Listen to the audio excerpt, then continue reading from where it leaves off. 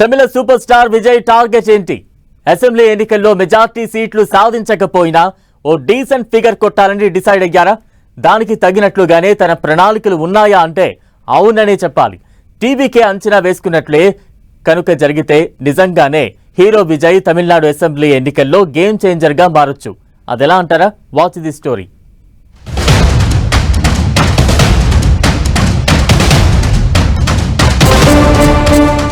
విజయ్ ఓటర్ల నాడి పట్టుకున్నట్లేనా? పుదుచ్చేరిలో ముగిసిన ఎన్నికలు. తమ పార్టీ గెలిస్తే రాష్ట్రంగా మార్చుతామన్న విజయ్. పుదుచ్చేరి యూత్ లో మంచి రెస్పాన్స్. ఏప్రిల్ 23న జరగనున్న అసెంబ్లీ ఎన్నికలకు టీవీకే అధ్యక్షుడు విజయ్ నిర్విరామంగా శ్రమిస్తున్నారు. ఈ క్రమంలో ముందు జరిగిన పుదుచ్చేరి అసెంబ్లీ ఎన్నికలకు లోకల్ సెంటిమెంట్ రంగరించారు. దానికి జనం నుంచి మంచి రెస్పాన్సే వచ్చింది. ఓట్ల సంగతి పక్కన పెడితే రాబోయే 14 రోజులు తమిళనాడు ఓటర్లను కూడా వీలైనంత ఎక్కువగా మొబిలైజ్ చేసేందుకు ట్రై చేస్తున్నారు.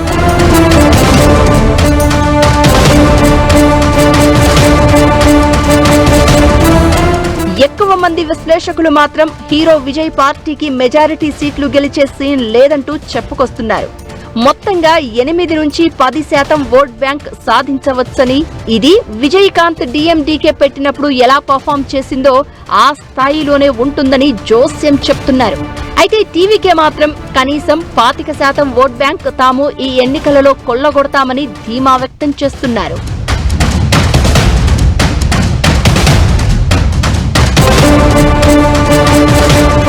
ప్రచార పర్వంలోనూ విజయ్ నవరసాలను పండిస్తున్నారు.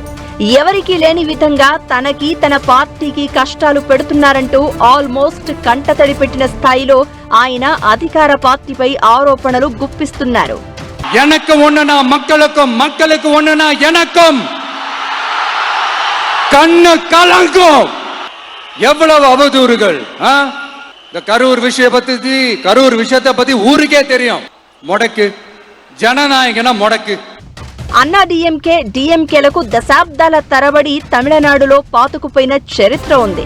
వాటిని ఊడబెరకాలంటే పెద్ద బ్యాంకుతో వచ్చినట్లుగా ఉండాలి. కానీ విజయ్ పార్టీకి అంత సీన్ లేదనేది ఎక్కువ మంది అభిప్రాయం. ఓ పెద్ద స్టార్ వస్తే ఆ స్టార్ తో కలిసి ప్రభంజనంలాగా ఇతర పార్టీల నుంచి కూడా వచ్చి చేరడం, ఇంకా ఇతరత్ర హడావుడి నెలకొంటేనే ఆ బజ్ వస్తుంది. కానీ టీవీకేకి అంత హైప్ రాలేదు. దీంతో తానొక్కడే క్యాంపెయినింగ్ చేయాల్సి వస్తోంది. ఉన్న కొద్ది రోజుల సమయంలో విజయ్ ఎంత తిరిగినా కనీసం 100 నియోజకవర్గాల్లో సరిగ్గా ప్రచారానికి వెళ్లలేని పరిస్థితి ఉంది. దీంతో టీవీకే అభ్యర్థులు విజయ్ విగ్రహాలను డూప్లను పెట్టుకుని ప్రచారం చేసుకుంటున్నారు. ఇక 1967 నుంచి ఇక్కడ డిఎంకే, అన్నా డిఎంకే తప్ప మరో పార్టీ అధికార పీఠం చేజిక్కించుకోలేకపోయింది. ఈ తరుణంలోనే నిజంగానే భారీ ఎత్తున ఓటర్లు మార్పును బలంగా కోరుకుంటే టీవీకేకి ఓ ఛాన్స్ లభించవచ్చు.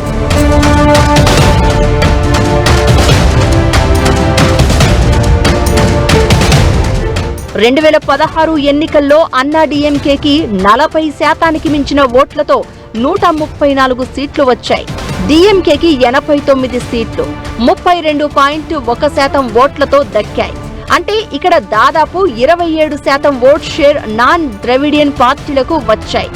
అవి ఏ ఇతర పార్టీలనేవి అనవసరం. 2021 ఎన్నికలలో అన్నా డిఎంకే బీజేపీ కూటమికి 39.71% ఓట్లు పడ్డాయి. డిఎంకే కాంగ్రెస్ కూటమికి 45% ఓటింగ్ దక్కింది. 85% ఓటింగ్ ఈ ద్రవిడ కూటములకు దక్కగా మిగిలిన 15% ఇతర పార్టీలు పంచుకున్నాయి.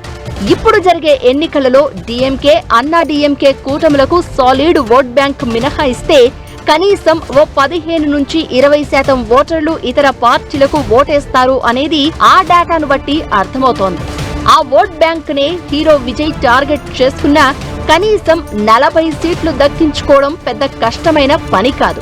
విజయ్ వర్గాన్ని కూడా తక్కువ చేయడానికి, అలానే మరీ అతి చేసి చూడ్డానికి వీల్లేదు.